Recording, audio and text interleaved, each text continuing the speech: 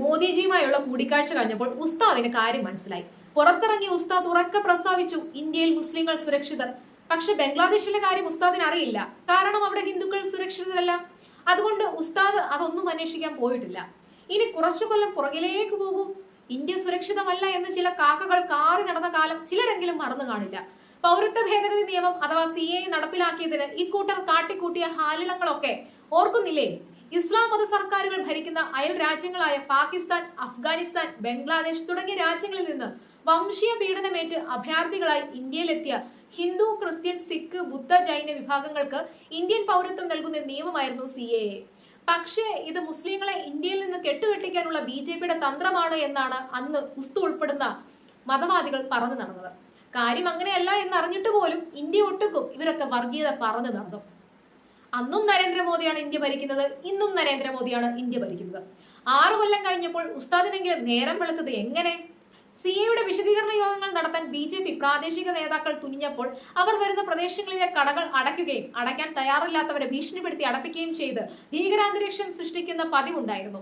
CAA നിയമത്തിന്റെ വിശദാംശങ്ങൾ social മീഡിയയിൽ പോസ്റ്റ് ചെയ്തതിന് ഗൾഫിൽ ജോലി ചെയ്തിരുന്ന എത്രയോ ഹിന്ദുക്കളുടെ ജോലി അവർ നുണപരാതികൾ കൊടുത്ത് കളയിച്ചിരിക്കുന്നു. അരിയും മലരും കുന്തിരിക്കവും വാങ്ങി ഹിന്ദുക്കളോടും ക്രിസ്ത്യാനികളോടും കാത്തിരിക്കാൻ പറഞ്ഞതും അതിന്റെയൊക്കെ ഭാഗമാണ്. ഇനി കാര്യം പച്ചയ്ക്ക് പറയാം. ഇന്ത്യ ഹിന്ദുക്കൾ ഭരിക്കുന്നത് ചിലർക്ക് ഇഷ്ടമല്ല.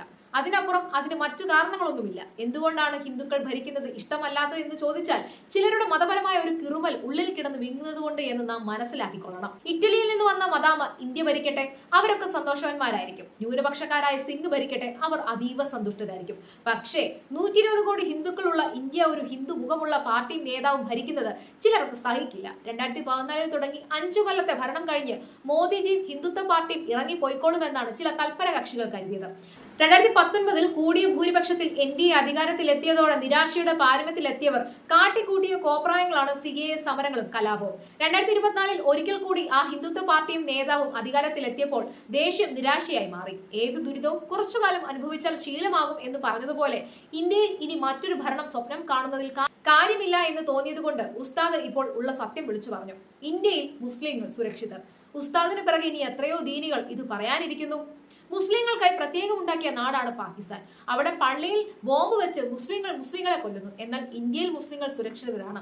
ഒരുപക്ഷെ ലോകത്ത് മുസ്ലിങ്ങൾ ഏറ്റവും സുരക്ഷിതരായി ജീവിക്കുന്നത് ഹിന്ദു, ക്രിസ്ത്യൻ ഭൂരിപക്ഷമുള്ള രാജ്യങ്ങളിലാണ്. ആ സത്യം അധിക കാലമൊന്നും ആർക്കും മറച്ചുവെച്ച് വർഗീയത പരത്താൻ കഴിയുകയില്ല. എന്തായാലും സത്യം വിളിച്ചു പറയാൻ ആർജവം കാണിച്ച ഉസ്താദിന് അഭിനന്ദനങ്ങൾ. സത്യമേവ ജയതേ.